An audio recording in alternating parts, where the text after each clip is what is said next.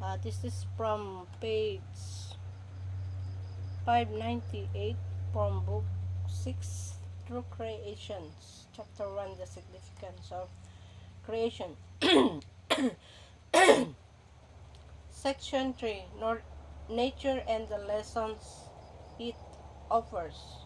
When I was young, my sphere of activities was very broad, as far as many eyes could see, across the fields and all the way to the mountain shop. This is not clear.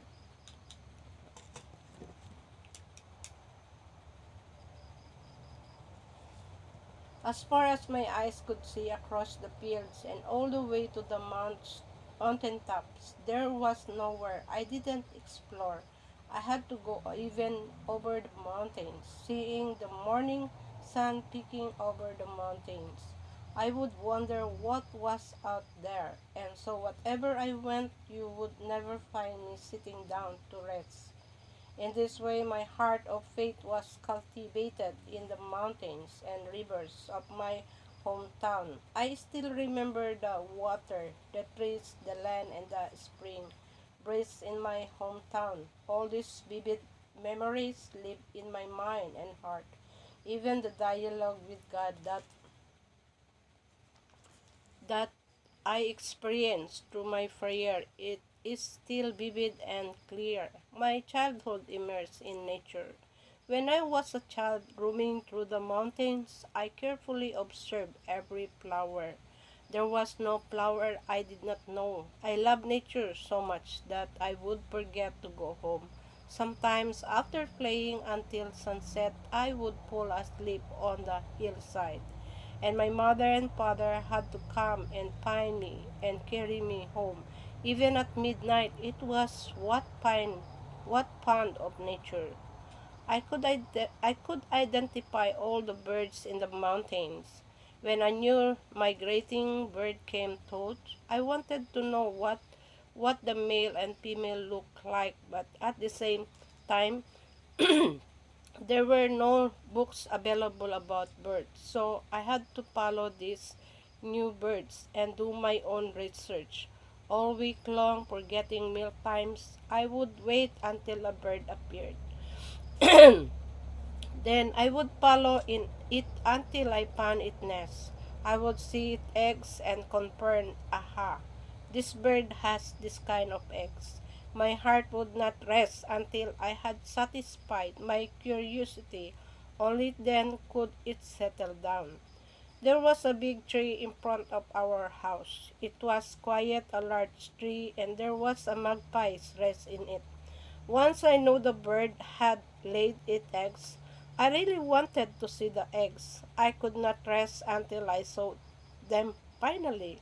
I climbed the tree in the evening to look, and then I climbed the tree again and down to look at the eggs before the mother birds left the nest. For several days each time I climbed up, I found one more egg. Since I climbed up so often, in the end, I became good friends with the magpie. In the beginning, the magpie would screech and threaten to pick me with her beak. But since I went up every day and did not harm her eggs, finally she grew quiet and didn't mind me. In this way, I observed what she was doing in the nest and what kind of food she fed her young. Magpies actually build rather large nests. They apply mine they apply mud to the inside of their nest to make them very solid. Also, they know from which direction the winds blow, and they make the entrance to their nest on the opposite side. The first time I climbed up to see a magpie nest, the mother magpie cried out noisily, but after I had been up once or twice, her e- I saw her leg here I saw her lay her eggs. I climbed the tree every day, twice a day, in the morning and at lunchtime. At first, the bird goes quiet, a commotion, but rather I climbed up and down the tree like that for a week. She realized I would not harm her and climbed down. During many periods, I could not climb the tree for a few days. When the sun returned and dried everything all out, I would climb up, and the magpie would be so happy to see me chattering. Cow, cow, please come up. When you are intimate with things, you can go anywhere. What would happen if you love the things God created more than you love God? If you love painters' art more than you love the painter, you win the artist's heart. It is the same between you and God. When you love God, during summer vacation, I catch more than 40 eels every day. Actually, eels live in rather deep water. They don't like to show themselves. Instead, they stay inside deep holes to protect themselves.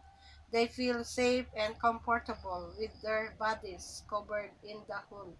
Even, even though their heads or tails may poke out, that is their natural instinct.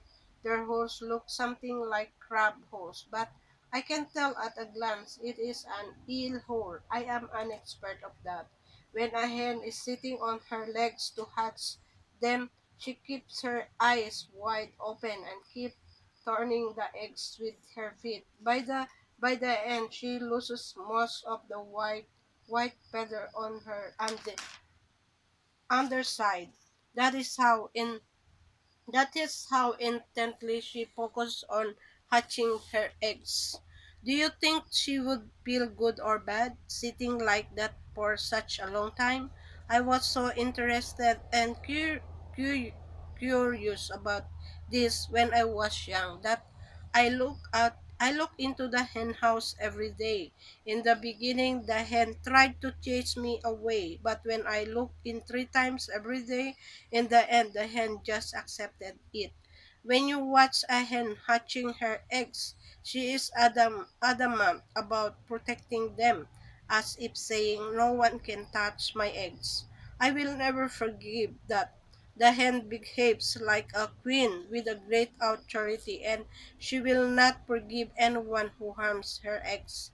Even the rooster does not dare to challenge the authority of the hen. If you ask a rooster to sit on the eggs, he would surely run away after less than 3 hours. The hen's instinctive power to sit and hatch her egg is the power of love. Magpies always make their nests in big trees. Magpies are considered auspicious birds. When a magpie chatters cock, cock, cock, we say good news is coming. It is interesting to observe a magpie's behavior. When you see a magpie nest, you can tell from which direction the wind will blow this year. If the wind will be from the east, the magpie prepares by building as its nest entrance to the west. No one can teach a magpie how to build each nest, but each one is masterpiece made of twigs. You might think so such a nest would leak into when it rains, right? But as a final touch, the magpie plaster the inside of the nest with mud. This blocks the wind. Also, the magpie enraged the twigs to slope in one direction so that when it rains, the raindrops will flow outward rather than into the nest. The twigs are also arranged in layers to prevent rain from flowing into the nest. I wonder who taught the magpie such amazing workmanship. So this is the story about true father when he is still young, and how can he motivate himself to to study the nature of all creation. So that's it. I can all share to you. So you have. I hope you interested to listen. Still long, so I will cut now because I still have to read more pages. So